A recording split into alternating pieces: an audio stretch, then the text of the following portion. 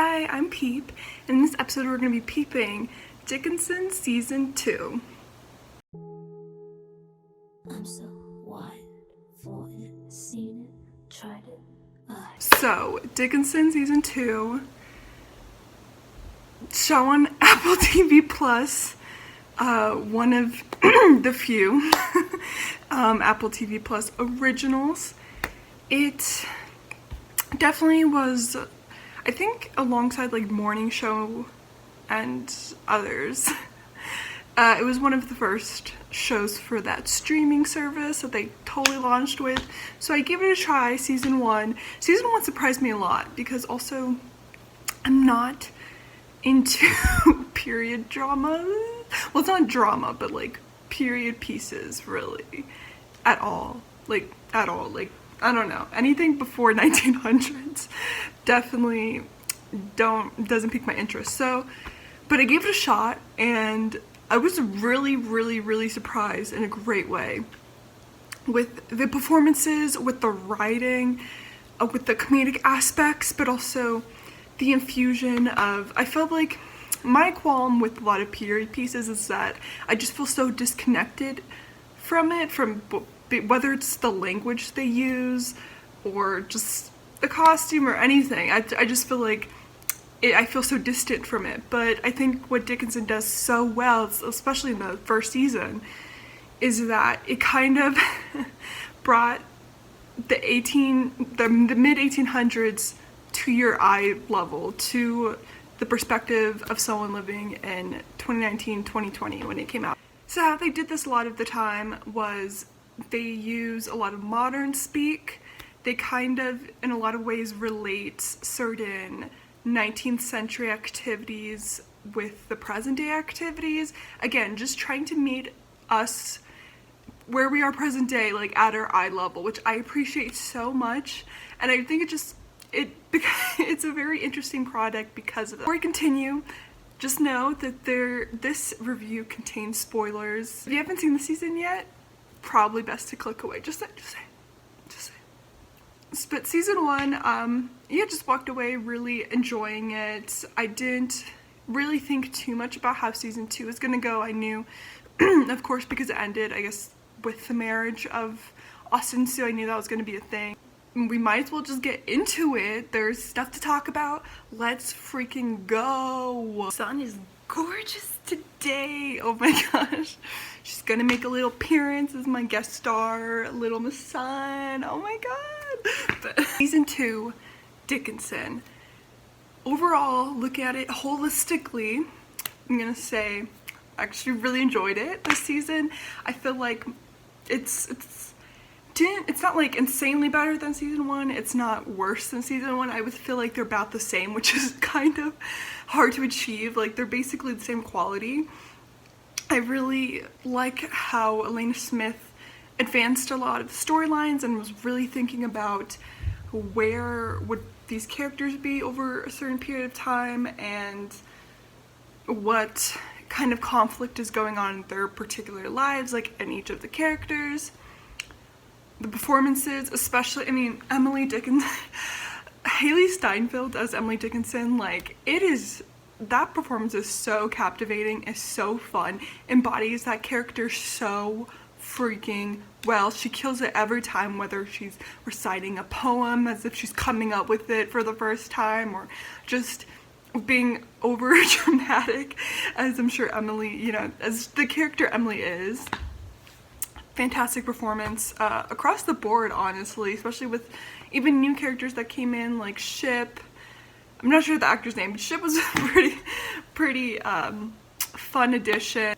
As a personality, he's such a modern personality, so to see what that kind of that trope of guy would be in the 1800s is super fun to explore. But there's many great aspects of the writing to explore. I mean, the dialogue and how seamless it transitions between modernity and also tradition and just back and forth. I really love that play that it has. It's very dynamic and it doesn't feel jarring ever. But I think one of the best parts about Dickinson too is that doesn't just have those comedic moments, it also it tries to think of these bigger themes. So sometimes they can be a little more overt, and they'll even personify some of the themes themselves. I think in season 1, they personified the idea of death. I mean, Wiz Khalifa, who did make a reappearance in one episode this season 2, which was definitely a delight to see. I was wondering when he was going to come back. But in this, the personification of an abstract concept in this season was the idea of nobody. And it was personified into this sort of ghost of this person that we find out later as an audience, we find out she hasn't met yet, which is a little, ooh, these, but the idea of nobody, which also comes from Emily Dickinson's poems, which I'm sure Elena was definitely absolutely inspired by for this concept too, is this season-wide discussion of fame and just the idea of being seen and whether that's a pleasing idea for Emily. Season with Emily kind of only writing to Sue, in a lot of ways like only wanting to be seen by Sue, and then Sue just wants Emily to bloom outside of her, and so she introduces her to this editor of Springfield Republican, Sam Bowles, I think, and things go on from there. And so then you kind of get, sometimes, I mean, by the end it was a little like, okay, I thought we were over this. Because I'm telling you, it was a season-wide discussion. It was kind of at least once per episode, they were continuing the discussion of, do I want to be published? Oh no, I'm published. Do I like it? Oh, fame.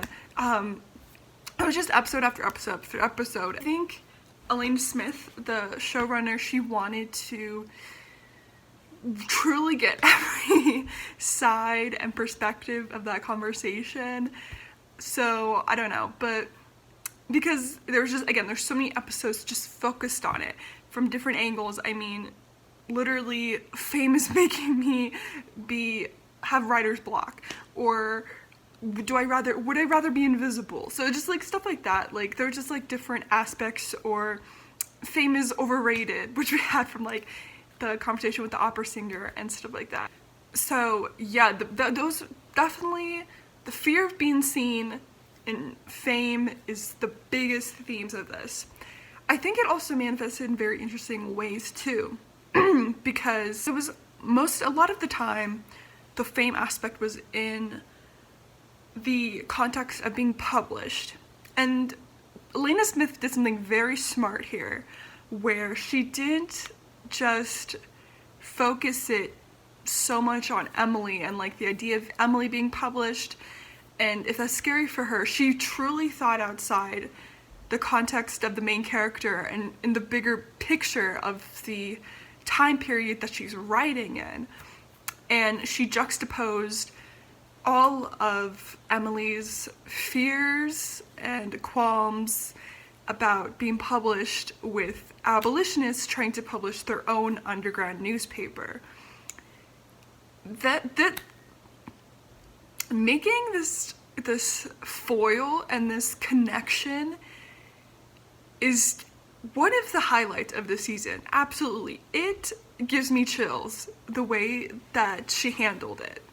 You would have a scene where Emily is in a bath soaking and groaning about, oh my gosh, I'm gonna get published tomorrow. Oh my god, like, I don't know, do I really want fame? Like, I mean, she wasn't prissy like that, but I'm just saying, she just, like, this is kind of what it felt like, the juxtaposition. So she's just like in a bath, like, oh my gosh, like, I'm gonna get published, I don't know about this. And then next scene, you literally have the abolitionists gathering in a barn secretly to talk about how they're potentially gonna get death threats, or absolutely gonna get death threats when they publish this newspaper.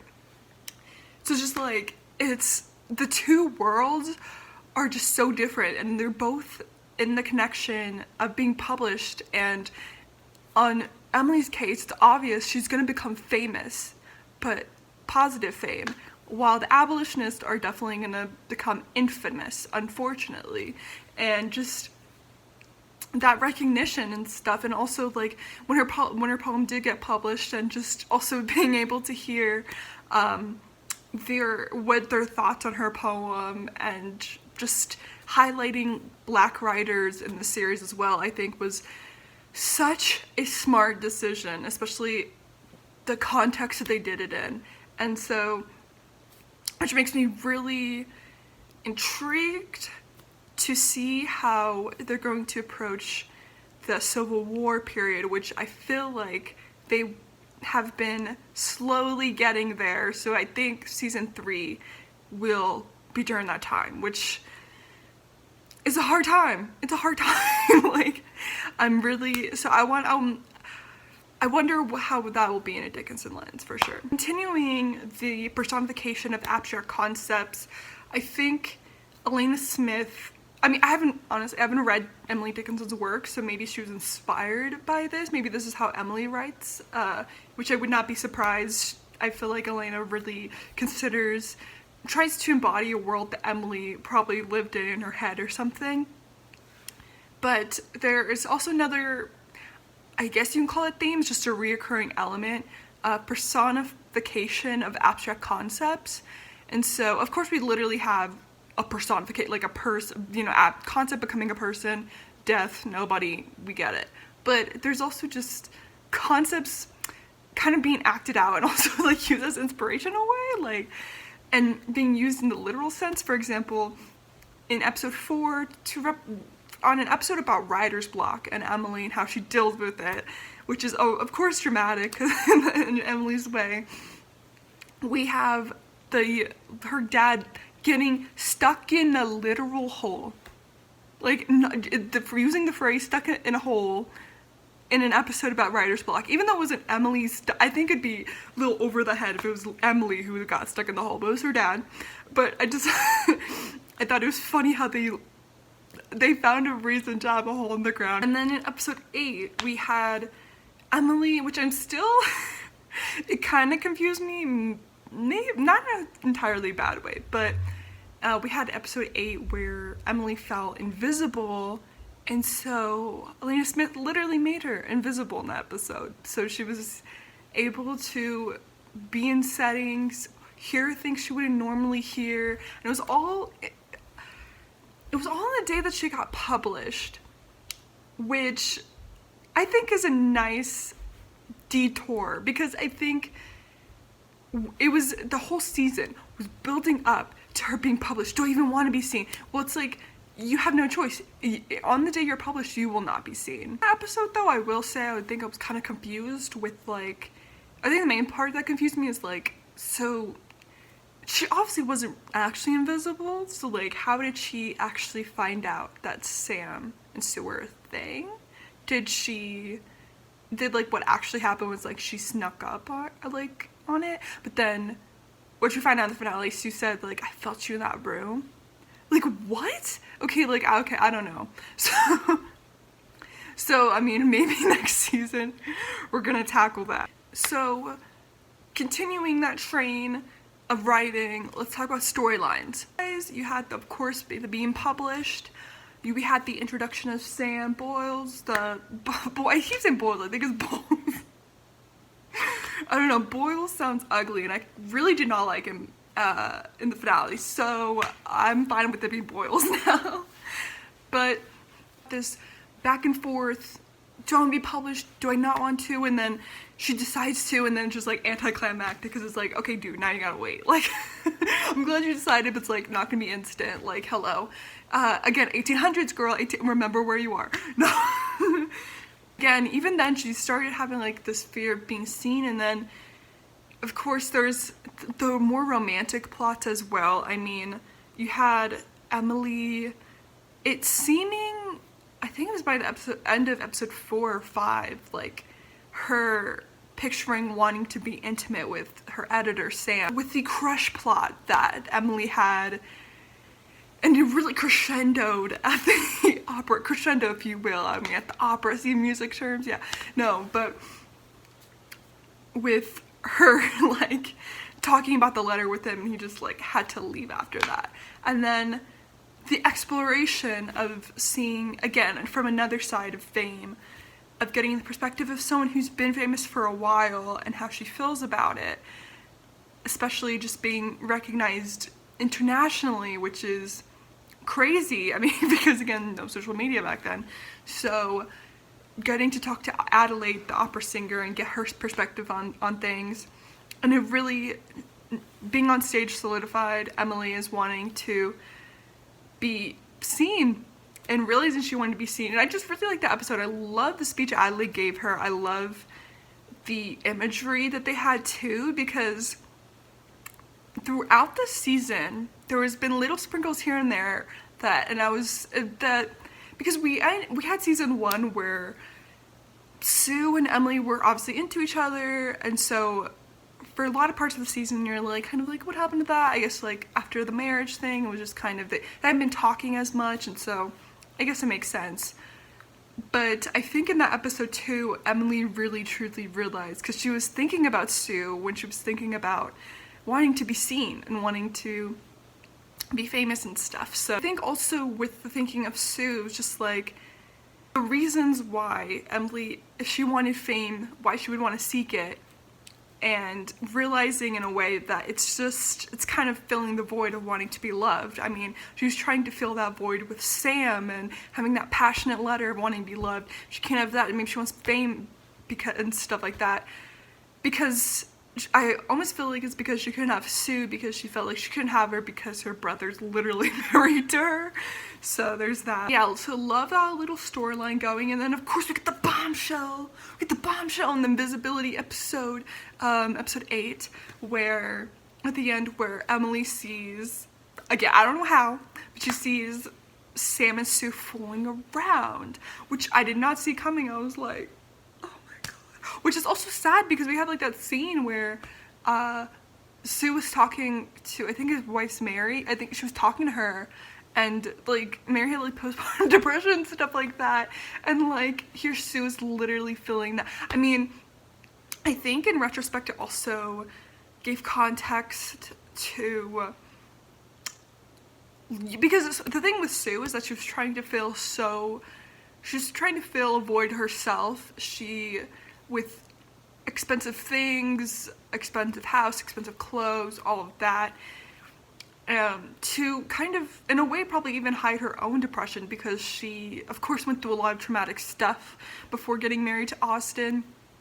And so talking about that with Mary, which also gave context a bit to the finale, which we'll talk about in a second. I wasn't the only one who cheated, in a way.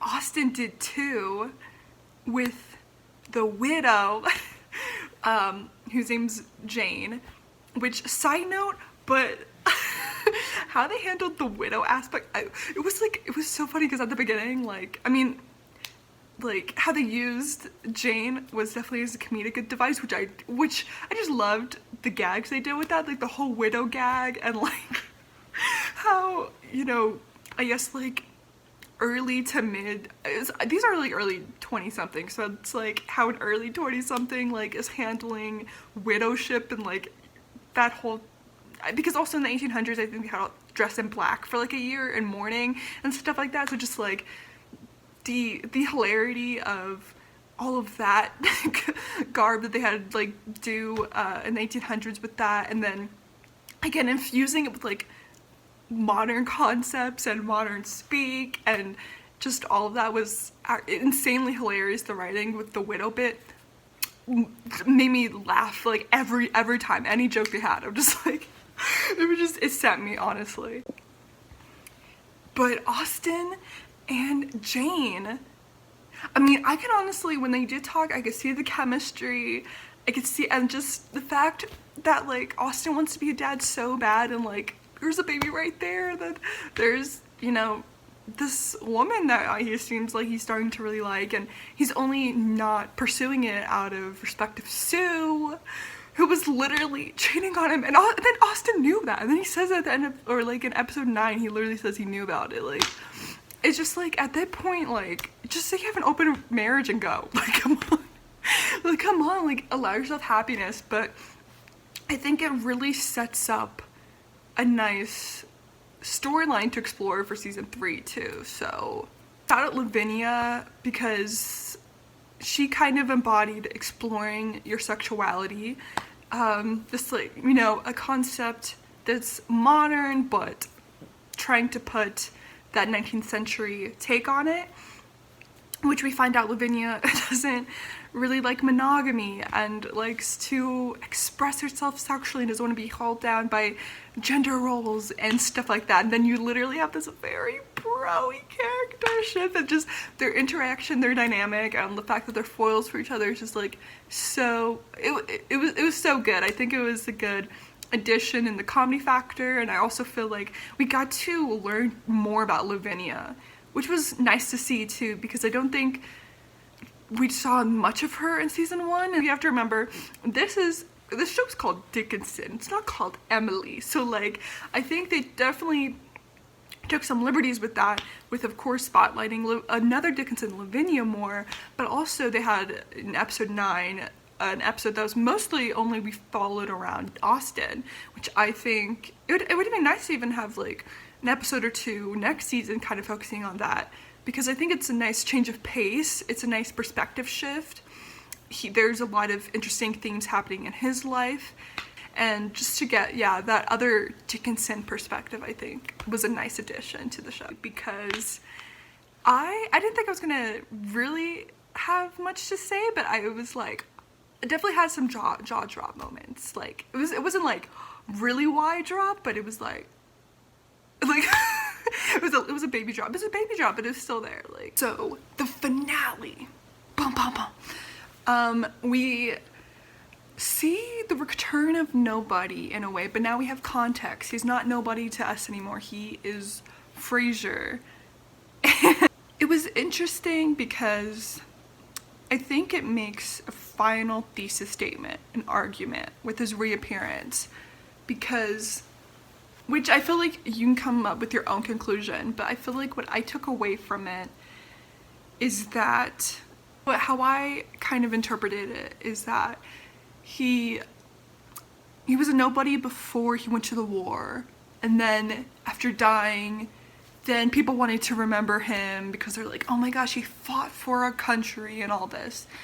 And so, but by being seen and heard and no longer being a nobody, it cost him his life, basically. So it's almost like they make a case that's like, it's another perspective. It's not a definitive one-size-fits-all perspective of fame, but it is definitely one perspective of potentially, in some cases, it could be lethal. It really makes Emily feel grounded in her decision to not really be famous and then demand her poems back from Sam, which has his own freaking tangent because he ends it with like, I'm a feminist, and it's just like it's so funny because it's like, of course he's like highlighting these female voices that a lot of people at that time weren't, and he really prided himself on that. You know, you have to question, you know, if you're bragging about a little too much, I think.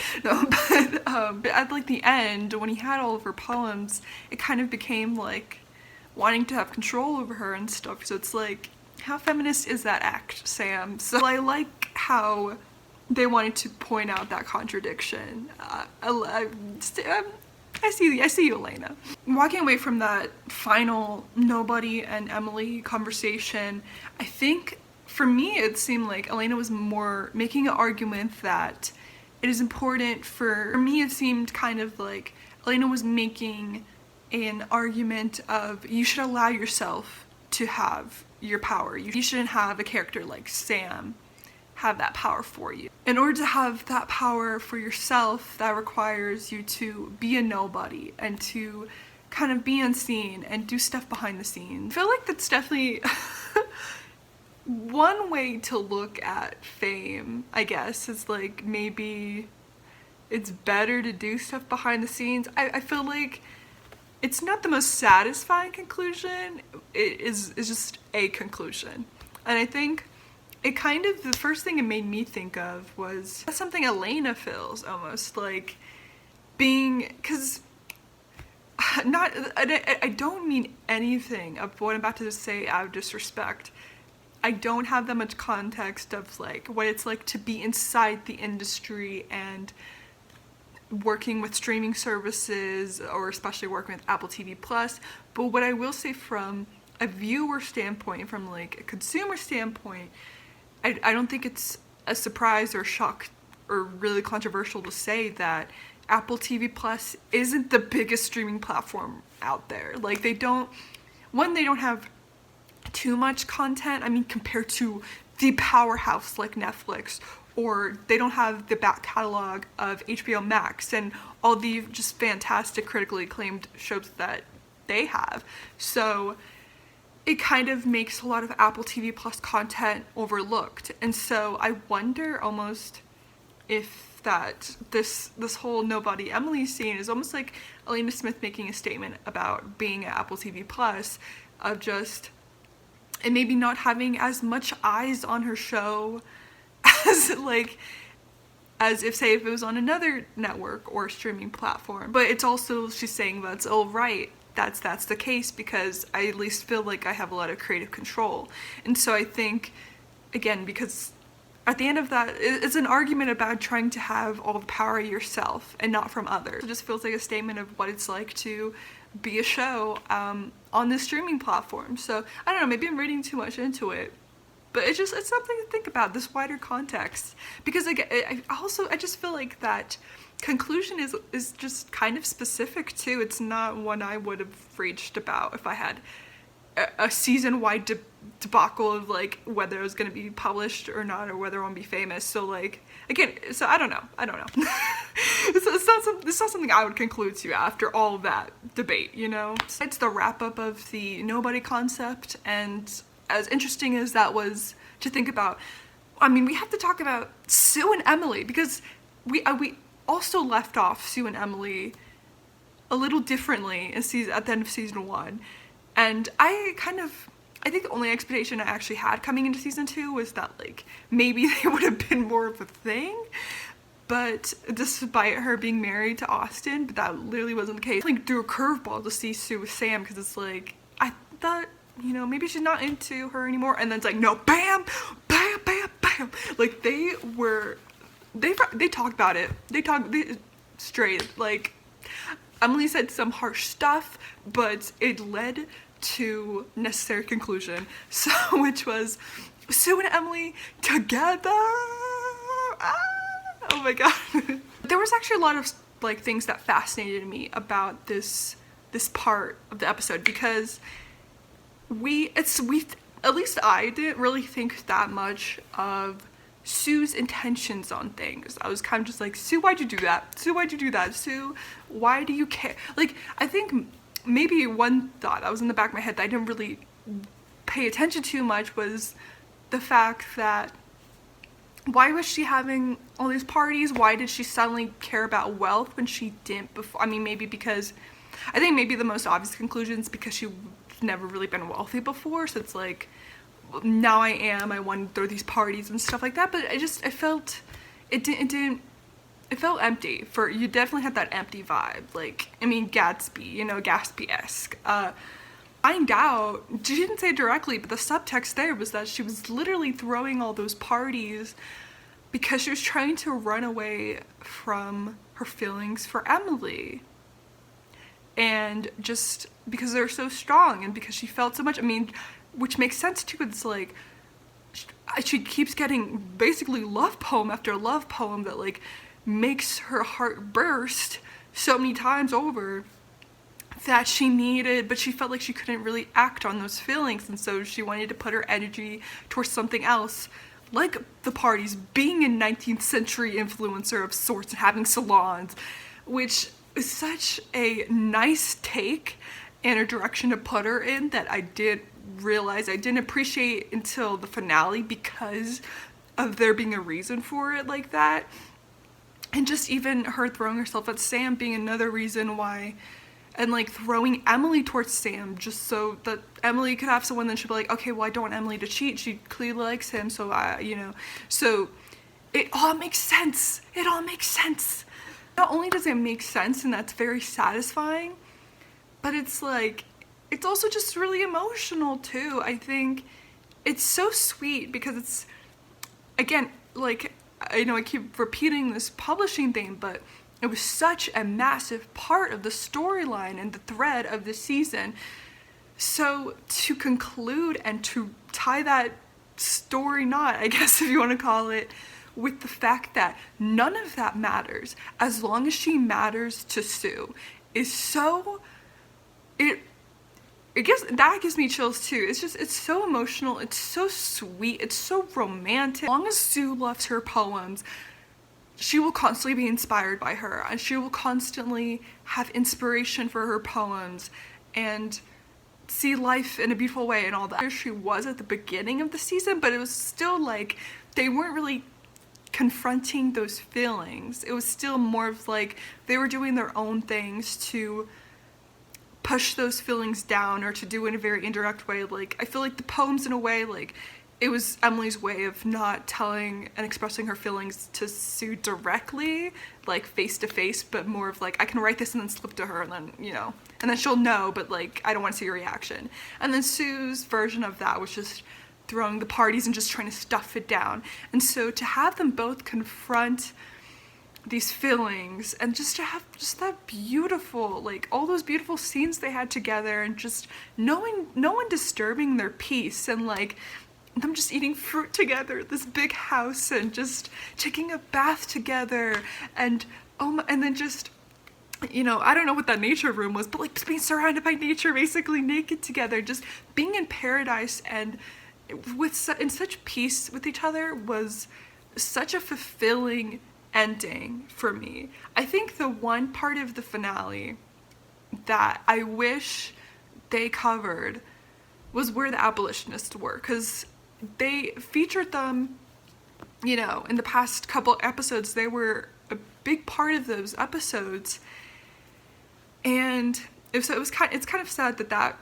we didn't get to even see like a little Io Edeberry, but that was it. It was like we didn't really see their story like wrap up or even preview for the next season, which is kind of unfortunate. But even though it had a seemingly final conclusion for the season 2 finale, I like how it also feels like they set up some themes that they are excited to explore, and I'm excited to see how they explore them, because of course now we have, I mean, whether or not Emily or Sue will be a public or a private relationship, but we're gonna see more queer themes next season, I presume.